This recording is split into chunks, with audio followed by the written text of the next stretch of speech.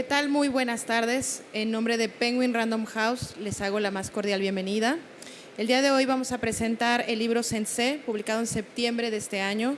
Nos acompaña en la mesa el autor Federico Reyes Heroles, reconocido escritor y comentarista político, y lo acompaña Ana Laura Santamaría, directora de la Cátedra Alfonso Reyes. Bienvenidos.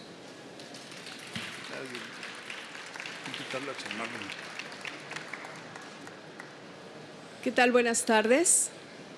Bienvenidos. Es un placer, un gran gusto poder conversar estos minutos con Federico Reyes Heroles sobre su más reciente novela, Sensé. Como ustedes saben, Federico Reyes Heroles es un comentarista político que seguimos en sus editoriales cada semana. Seguimos también sus libros de ensayos, que tienen además un fondo filosófico siempre que los hace muy atractivos, porque hace que sus análisis de la realidad sean de una enorme profundidad que siempre nos deja muy enriquecidos después de haberlos leído. Especialmente te diré, Federico, que a mí Alterados me parece un libro espléndido que da luces sobre cómo enfrentar el siglo XXI. Y no deja de ser sorprendente que un analista político que requiere de esta agudeza y de esta objetividad para poder describir la realidad tenga también una enorme imaginación poética y pueda acercarnos también a la ficción.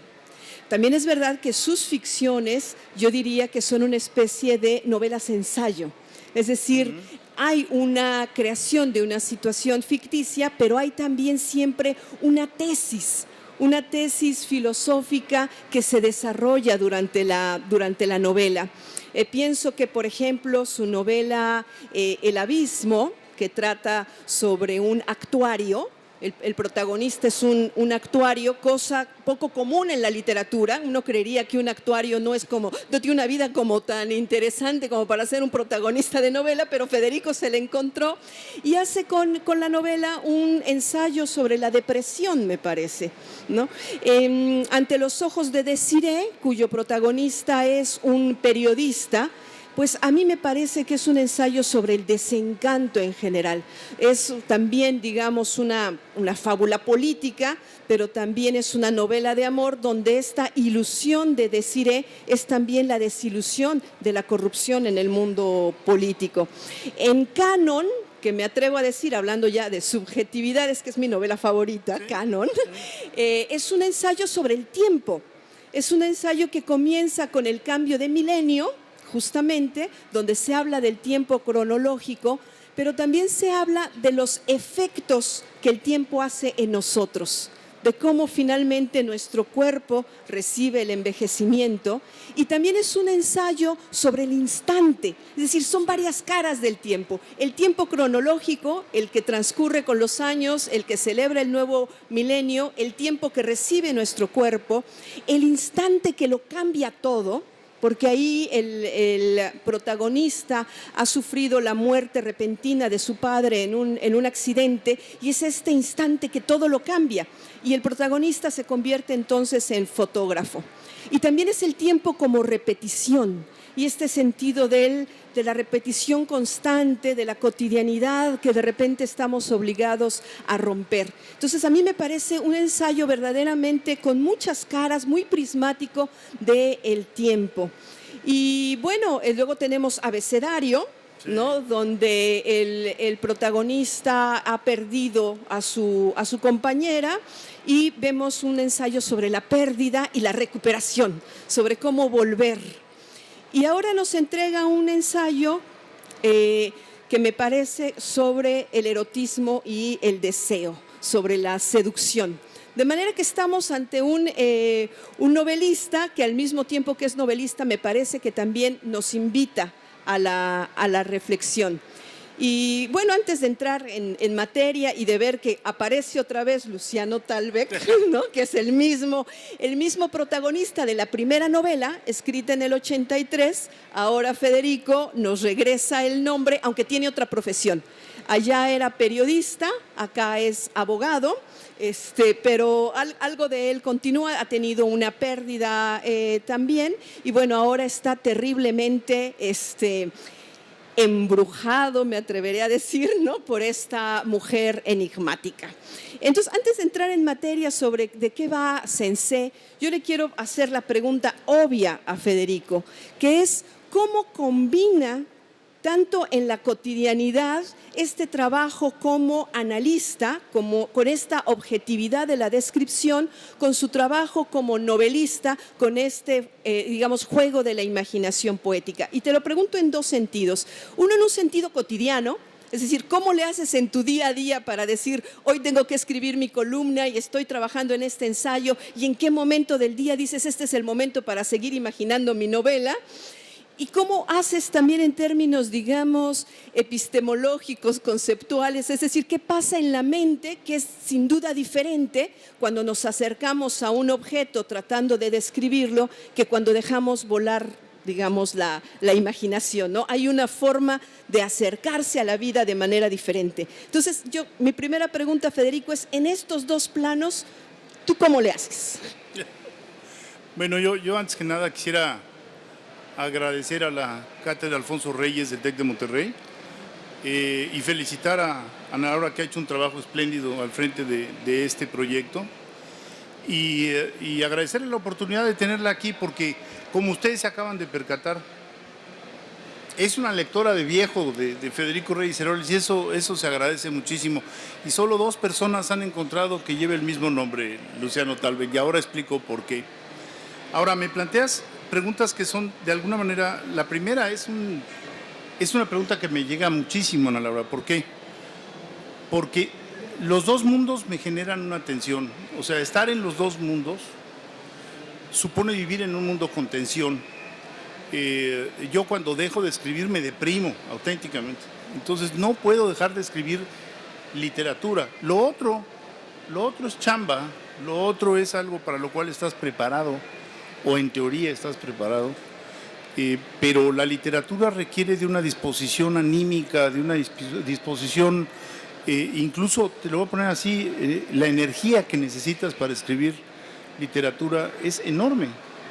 Se puede uno pasar horas y horas y horas y horas escribiendo cuando esas musas que sí existen, o sea, no que ellas te hagan el trabajo, pero de que existen, sin duda, te visitan. Entonces tienes que estar coqueteando con ellas todo el tiempo, no perderlas, lo cual supone tener libretitas de apuntes, ¿no?, donde vas dando algunas señales, pistas de lo que podría ser el próximo proyecto.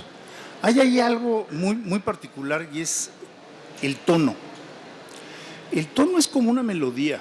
Uno de pronto queda atrapado por un tono y dice, este es el tono para esta novela, ¿no? Entonces, tú mencionaste todas las novelas. En cada una de estas novelas ha habido un proyecto narrativo. Ante los ojos de Siré es un thriller. La idea era, una narrativa que pueda competir. En ese momento, estoy hablando de 1982, 84, por ahí, se publicó esa novela por Joaquín Mortiz. El reto era, ¿podemos competir con la pantalla? Había una gran discusión, si tú recuerdas, el cine va a desplazar al teatro y la tele va a desplazar al cine, y entonces nos vamos a quedar todos en la televisión y la novela no va a tener nada que hacer. Carlos Fuentes hablaba mucho de eso. No, decía, la novela va a sobrevivir siempre. Yo creo que a partir de ahí ha habido, digamos, la literatura que se ha salvado es una literatura que no busca necesariamente ser guión. Hay muchos literatos que escriben viendo la escena de cómo se podría mirar esto en el cine. No es mi caso. Yo creo que cada una de las vertientes artísticas se ha volcado cada vez más en sí misma. Y creo que esa es la salida. O sea, hay que rescatar en la literatura aquellos territorios que nada más pueden ser de la literatura. Por eso encuentras en todas las novelas siempre un ingrediente filosófico que es, yo no te diría imposible, pero muy difícil llevar a la pantalla.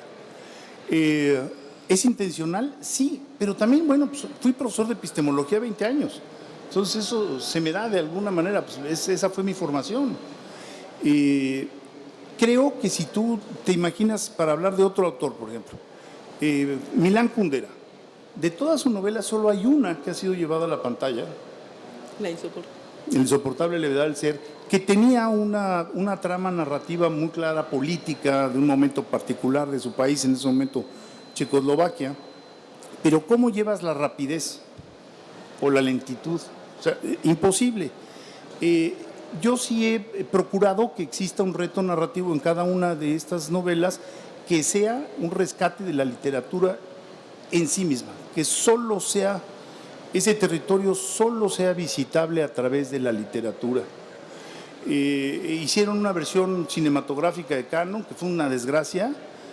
Me he acordado mucho de los amigos que han sufrido esa pesadilla de que te lleven una película a la pantalla. Es un horror, porque no puedes realmente traducir incluso el lenguaje emocional, toda la descripción, la excelente lectura que tú has hecho del tiempo. Si tú recuerdas, allá hay una descripción de Kant de tiempo real y de tiempo subjetivo. Eso no lo puedes llevar a la pantalla. ¿Cómo lo llevas? ¿En una voz en off? ¿Cómo lo traduces? ¿Cuál es la escena en donde esa voz en off cobra realmente sentido? Cuando ella se ve un mechón de canas, ¿no? Lo que eso implica para ella, una mujer de 30 y tantos años con hijos, y que de pronto descubre que ya no es una joven, que es una mujer. Es muy difícil llevarlo a escena. No te digo que sea imposible, pero después en El Abismo, curiosamente allí el reto narrativo era llevar que una novela se convirtiera en un personaje dentro de la novela, que son los miserables. ¿Te acuerdas que ella entra al departamento y entonces se encuentra? Y hacer también del azar, que juega un papel muy importante en Los Miserables, hacer del azar un personaje. Entonces un actuario era ideal. Además me tocó convivir con muchos actuarios en este país, entonces de ahí me di cuenta que era una forma especial de pensar. Y un día me ocurrió una anécdota, paréntesis, una anécdota muy curiosa, porque me llamaron para pedirme una conferencia de la Asociación Nacional de Actuarios, una conferencia de tipo político y social, y 10 días antes de la conferencia me habló el presidente de la asociación y me dijo: oiga, ya no queremos que nos hable usted de México, queremos que nos hable usted del Abismo, porque dice, es la primera novela en donde los actuarios somos protagonistas, ¿no? Y le dije, pues sí, total que se hizo un encuentro muy bello allá en Acapulco, en donde habían hecho ellos su asamblea, y la hilera para la firma era larguísima. Y entonces les iba yo preguntando a cada una de las personas, las parejas, porque eran parejas que se acercaban, y muchas de las parejas, él y ella y él, eran actuarios. O sea, se entendían porque eran actuarios. Entonces, bueno, pues el personaje del Abismo es un actuario que piensa como actuario, y había que transmitir toda esta cuestión del azar y de cómo lo afecta el azar, no sabe cómo manejar el azar. Ahora, dicho esto, yo te diría, lo más grave es la tensión cotidiana. La segunda parte no me genera mayor confrontación. Trato de dividir mis tiempos y de ser muy disciplinado. El Gabo en alguna ocasión me dijo, no leas el periódico antes, si vas a hacer literatura, no leas el periódico antes de las 3 de la tarde. No, haz literatura en la mañana y después ya lees el periódico. Sí hay una contaminación, te diría yo, una contaminación auditiva incluso de cómo está redactado, porque cuando hacemos periodismo, pues de inicio tú quieres tener un lead, tienes que tener un párrafo jalón, que gancho, anzuelo, que en literatura se puede utilizar, pero no es el objetivo en sí mismo. Entonces hay que ser muy cuidadoso. A mí me fue ganando la literatura, yo daba clases de epistemología y particularmente teoría política, y de pronto encontré que la literatura era un fantástico medio para explicar algunas cuestiones. Entonces ibas a dar la Revolución Francesa, de pronto los ponía yo a leer a Carpentier, ¿no? El siglo de las luces, ¿por qué no? Y después organizaba yo grupos de radicales y de moderados ahí en el grupo. ¿Por qué? Porque los había emocionado la novela. Y todavía me encuentro con alumnos que me dicen, yo me acuerdo que yo fui Danton, ¿no? en su grupo.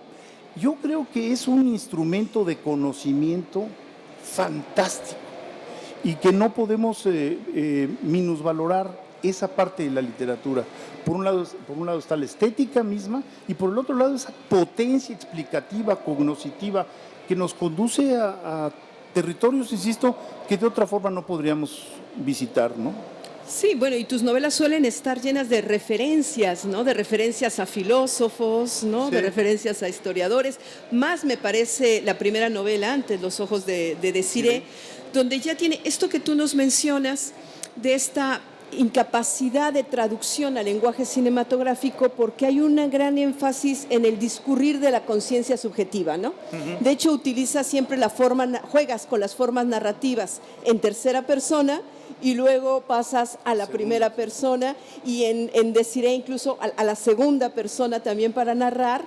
Y en Abecedario haces un juego muy interesante con el narrador en tercera persona, porque lo conviertes en primera persona, ¿no? Dices, y el narrador sabe que el personaje, ¿no? El narrador omnisciente se hace evidente, ¿no? Sí, sí. Entonces juegas con estas formas narrativas que permiten que el discurrir de la conciencia solamente sea literario, ¿no? Que no Sí. lo puedas traducir al lenguaje cinematográfico. Y lo que quería preguntarte es, ¿en qué momento, en este momento en el que tú decides que la ficción es también una herramienta de conocimiento, como en tu trayectoria como académico, en algún momento también decides escribir ficción? Y hay otra actividad que tú haces que es, me imagino, de una constancia y de una persistencia enorme, que es la de ser lector, ¿no? Por algo te dieron el premio de Bibliófilo del año. Hace un par de años en la FIL Guadalajara, Federico obtuvo el premio de Bibliófilo del año. Eres sin duda un gran lector. Y entonces, ¿en qué momento este profesor de filosofía, que sabe del poder de la literatura, que es un gran lector, decide construir su propia ficción? Sí, mira, qué buena pregunta, porque la historia, creo que nunca la he contado, es al revés. Cuando terminé mi carrera en la Facultad de Ciencias Políticas, entré a trabajar, mi única etapa de burócrata, en una dirección que se llamaba Dirección General de Ramas Económicas, que dependía de la Secretaría de Programación y Presupuesto, imagínate. Si no suena muy literario, que digamos, ¿eh? ¿No? Y entonces ahí trabajábamos con la matriz insumo-producto, que es un documento que le permitía a uno escarbar en cómo estaba la industria automotriz o la industria del acero o la industria de lo que fuera. Y la verdad es que las noches, Isabela Católica, ¿no? Un horror, pero bueno, había que ganarse los panes, y trabajaba yo ahí con un maestro mío. Y cuando llegaba yo a mi casa, decía yo necesito mi propio espacio. Mi primer libro es Ante los ojos de Desirée. Entonces es al revés. O sea, mi necesidad por hacer literatura, más los garabatos de años en libretas, como todo adolescente, yo creo que empiezas a hacer tus garabatos, que nunca he publicado. Mi necesidad me llevó a publicar, lo primero que hice fue literatura. Y en alguna ocasión, platicando con mi padre, le dije, quiero estudiar letras. Y fue muy realista, me dijo, ¿y de qué vas a vivir? Claro. Entonces dije, bueno, el asunto está medio difícil. Entonces terminé estudiando primero sociología y después filosofía política. Pero allí en la filosofía política encontré la posibilidad de acercarte a los autores también desde el punto de vista narrativo. Es muy rico. Entonces logré esa mezcla. Pero lo primero fue fue narrativa. Y nadie me creía, o sea, decía, bueno, ¿y por qué? Me acuerdo cuando fui a ver a don Joaquín Díaz Canedo, me dijo, pero si usted está publicando, usted es periodista, ¿cómo es que me trae una novela? Entonces le dije, oiga, don Joaquín, esto fue escrito antes de que yo comenzara a escribir en el 1+1, en donde era director Manuel Becerra, y el personaje de mi novela era un director de un periódico con algunos problemas de trago, ¿no? Entonces dije yo, bueno, van a pensar que ni lo conocía. Uno conocía a Manuel Becerra y terminé hablando de un director de periódico, porque en el periodismo se bebía muchísimo, era conocido que se bebía muchísimo. Pero pues las ideas andan en el aire. Cuando publiqué Noche Tibia, se publicó en noviembre del 93, y Fuentes me dijo, qué triste capacidad profética tiene esta novela. ¿Por qué? Porque en Noche Tibia hay un levantamiento indígena en una zona muy apartada del país. Hay una serie de fraudes electorales que incendian esa zona, y en fin, hay acontecimientos políticos, y entonces el gobierno central se pelea con el gobernador, y entonces deciden mandar a un negociador, y ese negociador se llama Manuel Meñueco, ¿no? Y después terminamos teniendo a Manuel Camacho, ¿no? Entonces me decía Carlos, bueno, qué locura, ¿no? Luego, bueno, pues es que estaba en el ambiente, ¿no? Las cosas también andan flotando, los asuntos pendientes de explicar requieren de esas posibilidades de explayarte. En el ensayo, que es muy útil porque de alguna manera, bueno, pues muchas de las aportaciones filosóficas han sido hechas a través de ensayos. Locke hizo ensayo, en fin, sobre el entendimiento humano, ensayo sobre la libertad, en fin. El ensayo es una forma más libre que la teoría y la literatura es todavía más libre. Y no por eso deja de tener esa potencia explicativa sobre los hechos. No, al contrario, yo creo que a veces se adelanta claro. a la teoría, por supuesto. Y tardas 10 años en escribir de la primera a la segunda y luego otros 10 años para escribir la tercera, ¿no? Es decir, hay que madurar las novelas. ¿Es esta tensión de la que hablabas al inicio, Federico? Sí, y los tiempos, ¿no? No siempre tienes el tiempo y la disposición. También están los tiempos familiares que tú mencionabas, ¿no? Cuando te vuelves padre, pues entonces cambian un poco tus prioridades y tienes que administrar las cosas de una manera diferente. Y en Noche Tibia lo que hay era un rescate, eso me interesaba mucho. Sí, fíjate que es casualidad, nunca me lo propuse, pero en todas mis novelas hay un personaje femenino importante. Como bien describías tú Ante los ojos de Desirée, es esta cuestión etérea, fantasmagórica un poco. En Noche Tibia es un personaje en primera persona. Entonces, narrar en primera persona femenina era un reto narrativo que me interesaba mucho. Y de los mejores comentarios que he recibido sobre esa novela han venido de mujeres que me dicen, oye, es que usted me llevó, de pronto yo pensé que estaba leyendo a una escritora. ¿Cómo se acicala a una mujer? Se acicala de una forma muy diferente que un varón. Hay que observar, es la otra mitad del mundo, ¿no? Entonces es un enigma el poder entender esa forma de razonar, de entender la vida, ¿no? De ellas. Entonces te vas encontrando en el abismo, en Canon, personajes femeninos que resultan apasionantes. No sé, insisto, no es un acto de decisión, es que me surge de manera natural, ¿no? Y pues ahí están. También en el abecedario los personajes femeninos son muy importantes, ¿no? Y siempre hay esto del misterio y de lo inaccesible, ¿no? Es decir, en abecedario Marisol ya murió, ¿no? Sí. Siempre hay algo que no permite que sean del todo presentes, digamos, ¿no? Te voy a preguntar, en abecedario justamente usas esta frase maravillosa, porque el amor también siempre está presente como búsqueda, ¿no? Sí. Como búsqueda y como imposibilidad. Y hay esta frase maravillosa que dice que amar es lanzarse a la mar o hacerse a la mar sí. con disposición al naufragio, ¿no? Y pensaba que este naufragio de alguna manera está presente también en tus novelas, ¿no? Es decir, de alguna manera vemos a estos personajes como sortean, ¿no? con las olas y sortean también con las sensaciones. Y de hecho, el inicio de Los ojos de Desirée y de Sensé es muy parecido, ¿no? Los dos personajes inician diciendo que están ante... Y voy a leer la primera parte, ¿no? Para que así se animan también nuestros amigos a leer la novela. Navegar en sensaciones, ¿no? Esa es la metáfora que está en Ante los ojos de Desirée y que está aquí en Sensé.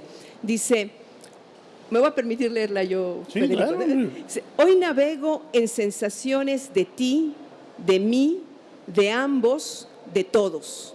Navego sin un rumbo claro, tratando de recuperarte y doy vueltas girando sobre mis recuerdos.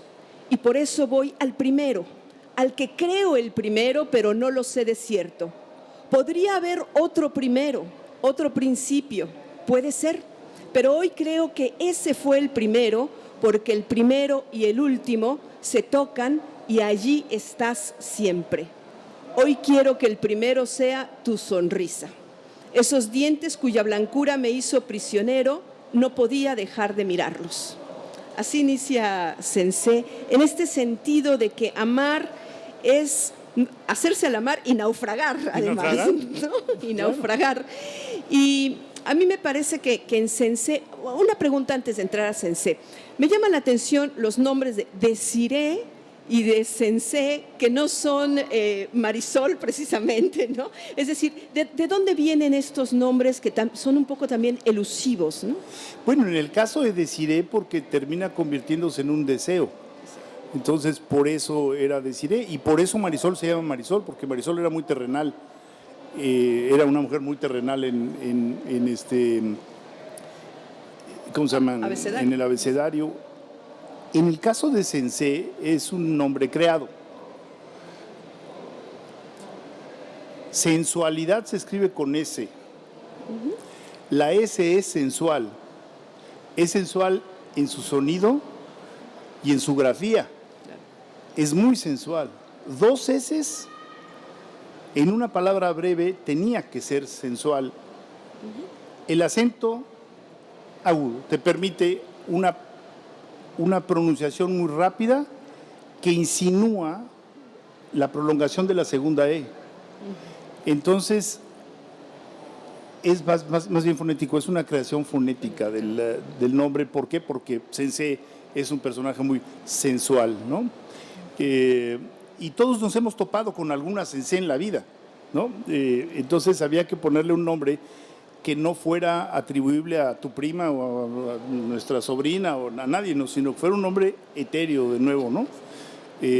Por esta característica de que cada quien lleva una Sensei en su memoria, lleva un bicho que le hace brincar, ¿no? De recuerdos, un bicho que genera recuerdos, y esos recuerdos son potentes, son muy potentes para seguir viviendo. Hay un autor, un filósofo de Harvard, que ya murió, por cierto, que se llama Nozick, Robert Nozick. Él hizo un análisis muy interesante sobre las dosis de felicidad. Como todo ejercicio de filosofía analítica, puede parecer un poco abstracto, pero es muy concreto. Lo que dice Nozick es, a ver, ¿cómo quieres recibir tu dosis de felicidad? Y por ahí lo cito en alguna novela. Hay 3 formas. La primera forma es que recibas a lo largo de toda tu vida la misma dosis. Desde tu infancia hasta tu muerte, la misma dosis. Ojo, la dosis es la misma en los 3 casos. La otra opción es que tú recibas poca felicidad en tu niñez y mucha felicidad al final de tu vida. Es la típica coordenada que va en 45 grados y que divide el espacio en, digamos, triángulos equiláteros. Y la tercera opción es que tú tengas mucha felicidad en tu infancia y esta vaya disminuyendo hasta el final. Y a ver, yo les preguntaría, a ver, ¿por cuál se inclinarían ustedes? Versión A, pareja toda la vida. ¿Usted? Por la versión A. Versión B, de abajo para arriba y la mayor dosis de felicidad. ¿Ves? 2 personas a favor y el resto, buena parte. Y la versión C, infancia con mucha felicidad y declive. Bueno, la reflexión que nos hace Nozick es la siguiente. ¿Quién viaja mejor por la vida? ¿Quién va cargado de buenos recuerdos y de la energía del recuerdo? ¿O quien tuvo una infancia desgraciada y toda su vida va luchando contra esa infancia? Por supuesto, como un dilema filosófico no tiene solución. Los datos que da Nozick son exactamente los mismos que se reprodujeron en este salón.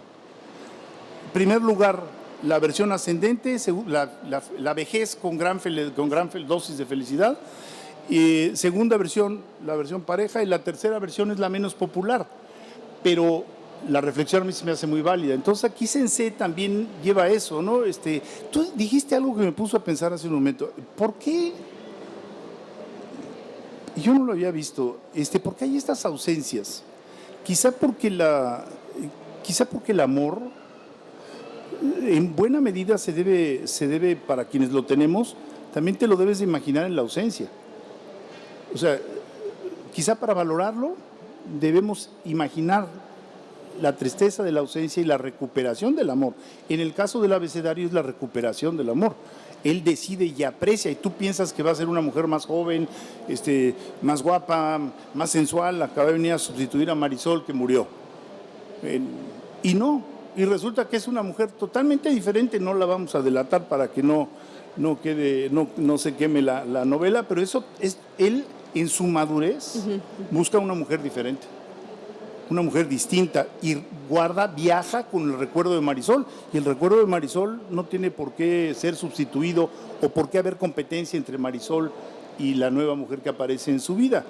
En el caso de Sensei, mucho es la fuerza del deseo, la fuerza del deseo y la fuerza del recuerdo para seguir adelante en la vida, en un mundo donde todas las personas están perdiendo el color en la piel y están volviendo grises, ¿no? Claro, dicen los griegos que Eros es hijo de Foros y Penia, ¿no? Que es hijo de la abundancia y de la carencia, ¿no? Es que da la fuerza para vivir, pero también está el temor permanente de perderlo, ¿no? O de querer más, ¿no? Foros y Penia dan Eros. Y entrando al terreno de Eros, que me parece que es el terreno de Sensé, ¿cómo relacionas tú, que me parece que está presente en varias de tus novelas, el erotismo con la mirada?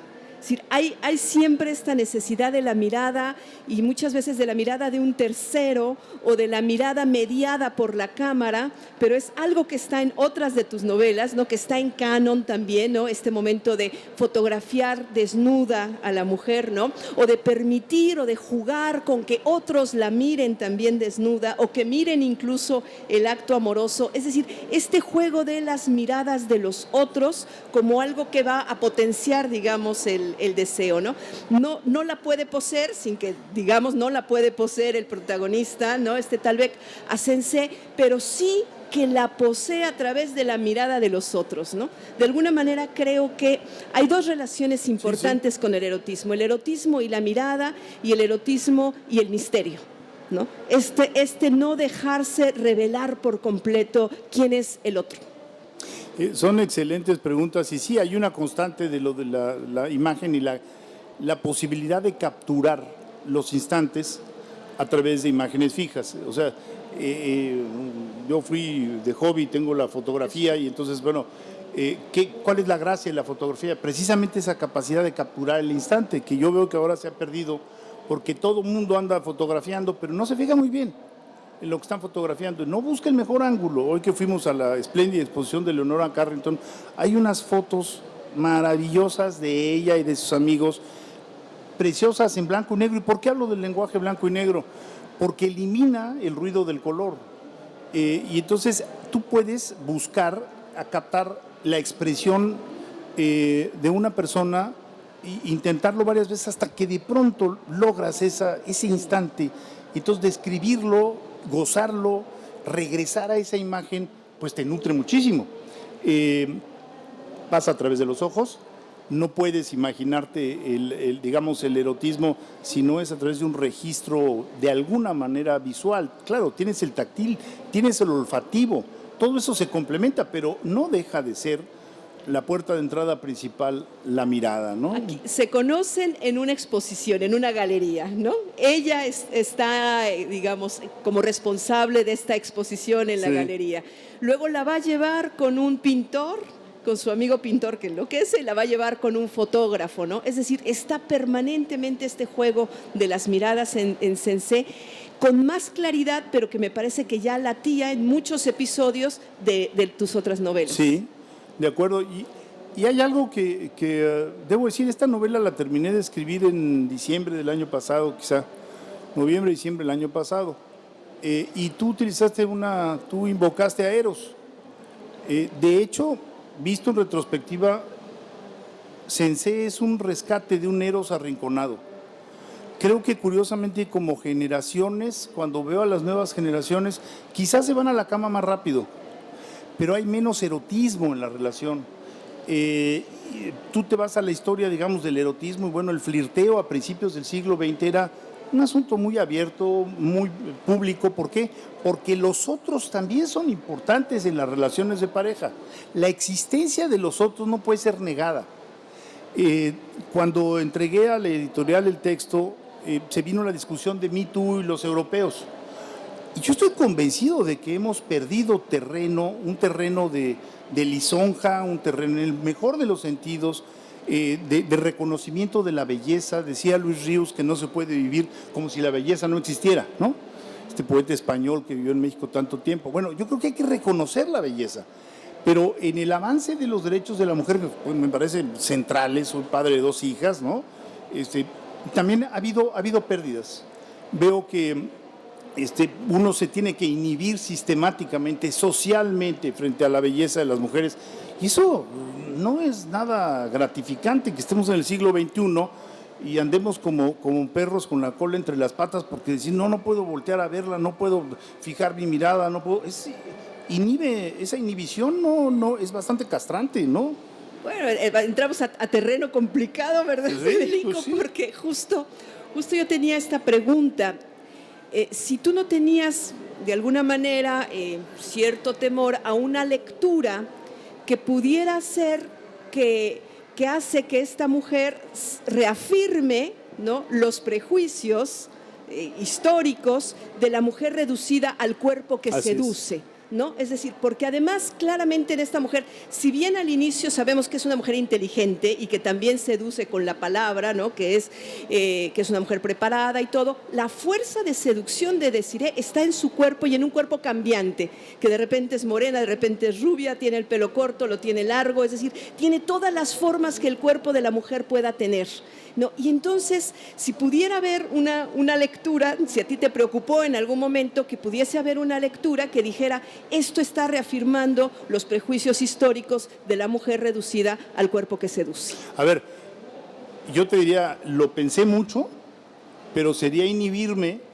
no decir tenemos este conflicto enfrente. Lo pensé muchísimo, es una novela arriesgada, en el sentido de que en ningún momento se invoca a la mujer como una cosificación. No, yo estaría en contra de eso. Ella es la que seduce, ¿no? Pero es el cuerpo que seduce. Ella es la que inicia, Ajá. es el cuerpo el que inicia, es la actitud. O sea, al fin y al cabo lo más retador, porque puede ser alta o no, puede ser baja, puede tener los ojos verdes, cafés, no es un estereotipo de belleza.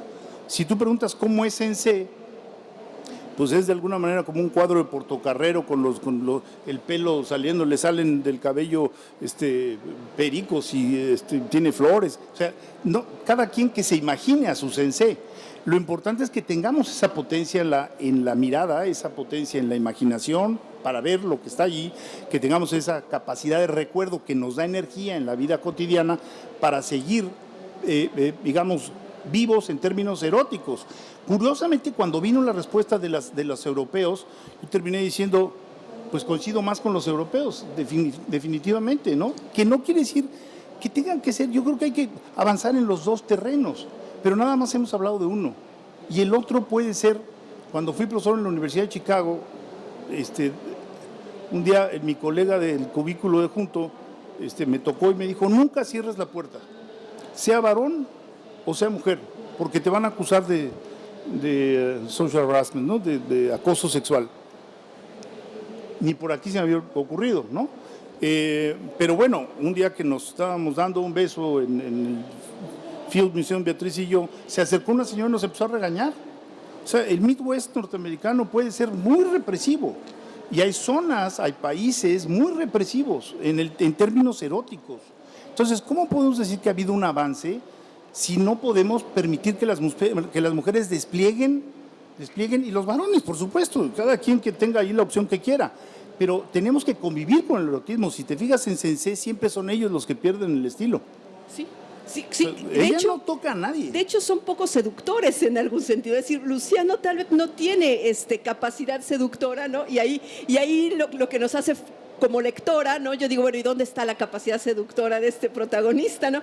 Y yo quería preguntarte, ¿por qué es Luciano Talbeck? ¿Por qué lo retomas de Desirée? Qué buena Porque pregunta. es el mismo. Un amigo me dijo, me encanta tu literatura, dice, pero déjame decirte algo, la novela, que el ritmo que extraño es el de Ante los ojos de Desirée. Será una prosa, entonces regresé Ante los ojos de Desirée, bueno, fue escrita a los 23 años, una cosa así, y sí encontré que era una prosa a galope, ¿no? Entonces el reto era, a ver, vamos a redactar otra vez a galope, ¿se puede o no se puede? Porque quizá con los años la prosa se fue volviendo mucho más sutil, mucho más delicada, menos llena de energía, y esta es una prosa muy energética. Entonces, por eso se tenía que llamar Luciano Talbeck, porque al ser primera persona, tenía que ser Luciano Talbeck, aunque tenga otra profesión, ¿no? Abogado Sí, acá, ¿no? Acá abogado, exactamente, ¿no? Y en esto de esta prosa cabalgante, yo pensé en varios referentes para ti literarios como influencias, ¿no? Con Canon yo siempre pensé en Kundera, ¿no? Pensé Sí. que eras un gran lector de Sí, me Kundera, encanta. ¿no? Pero acá, ¿a quiénes dirías que estás, no que los estés viendo porque un autor no imita, pero que de alguna manera te llenan como escritor? Bueno, mencionaste a Kundera y después durante una etapa fui devoto de Víctor Hugo y de Los Miserables. De hecho, tengo un libro publicado de ensayos que hicimos en un largo curso en la Facultad de Ciencias de Filosofía y Letras sobre Víctor Hugo. ¿Cuándo fue el aniversario? O sea, en el 2. Entonces, por ejemplo, rescaté un ensayo de Vargas Llosa sobre el narrador en Víctor Hugo. Y me parece fantástico la capacidad de Víctor Hugo de asociar cuestiones que parecen no asociables. Entonces, por ejemplo, él te describe un puente en París y te pone, fue construido por una acerera alemana en 1825, y la acerera es real, el año es real, el puente es real, y el próximo párrafo es ficción. Entonces, estás todo el tiempo cruzando de la ficción a lo real. En Sensei hay mucho de realidad. Si tú me dices, bueno, en todas mis novelas eso me troqueló. El narrador, por ejemplo, Víctor Hugo siempre hace un primer retrato. Lo primero que describe es el alma, antes que el físico. Hay algunos personajes de los que no sabemos muy bien cómo eran, pero sí te dice el estado de su alma. El alma entró en crisis a partir del psicoanálisis. Entonces vino usándose cada vez menos el término alma, que al fin y al cabo estado de ánimo es el estado del alma. Entonces, a mí eso me marcó, hay que poder leer el estado del alma, poder leer el ánimo. ¿Cómo estaba? ¿Estaba contenta Ana Laura, o estaba triste, o estaba compungida, o estaba, yo qué sé? Hay que leer el alma. No empezar por el físico, sino ir con el dardo directamente al estado de ánimo, y ya después lo que le cuelgues es lo de menos, lo principal es esa lectura subjetiva que tampoco es cinematográfica. Claro, por no supuesto, por supuesto. Y de ahí pensaba yo de Víctor Hugo en Faulkner, ¿no? Sí, claro. Sobre todo con Desiré, ¿no? Me parece que este discurrir de la conciencia, y que está también en Desiré, hay una influencia de Faulkner, ¿no? Bueno, en El sonido y la furia hay un fluir de conciencia incontenible, es como un río de conciencia. Y aquí lo interesante es tratar de meter al lector en la conciencia, en los dilemas por los que va atravesando Luciano Tablet de nuevo con Sensei, porque es inasible, porque no permite, no sigue los calendarios regulares de los ciclos menstruales de las mujeres, no sigue la luna, no sigue. Entonces, ¿quién demonios es Sensei? ¿Cómo la voy? Porque claro, existe esta intención final, tanto en el pintor, tanto en el fotógrafo, claro, de poseerla, y en todos los que la conocen, en una divulgación que se convierte en algo pernicioso para la libertad del Sensei. Entonces, amenazante para la libertad del Sensei. Por eso termina diciéndoles, son muy raros.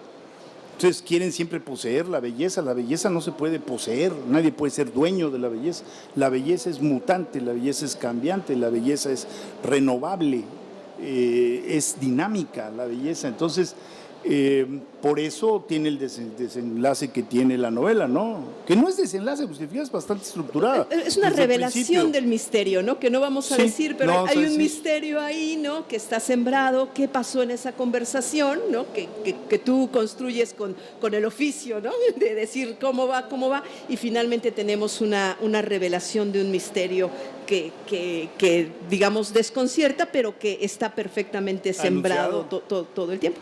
No es tramposa. No es tramposa, nos lo ha dicho, ¿no? Nos lo ha dicho. No sé si haya preguntas por parte de la novela, acaba de salir, de manera que es difícil que la hayan leído, pero tal vez haya alguna pregunta generada por la conversación o por algún otro tema que le quieran preguntar a Federico también. En un momento le pasan el micrófono.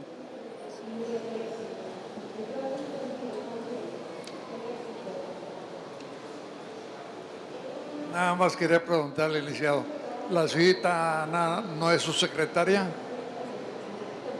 ¿Ella? La presentadora, sí. No, hombre, para nada. Porque se sabe todas las novelas y todos los detalles. Qué extraordinaria presentadora se consiguió. No, la verdad es que le explico cómo se dio esta presentación. Tuvimos reunión de la cátedra Alfonso Reyes ayer. Entonces, la editorial me estaba persiguiendo porque soy bastante flojo para las presentaciones. Y entonces, en sentido estricto, dije, bueno, pues voy a aprovechar que voy a hacer un viaje a Monterrey. Y hablé con Ana Laura y le dije, quien dirige la cátedra Alfonso Reyes, y le dije, oye, se podría organizar muy de última hora, hace 2 semanas, una cosa así, porque acaba de salir la novela.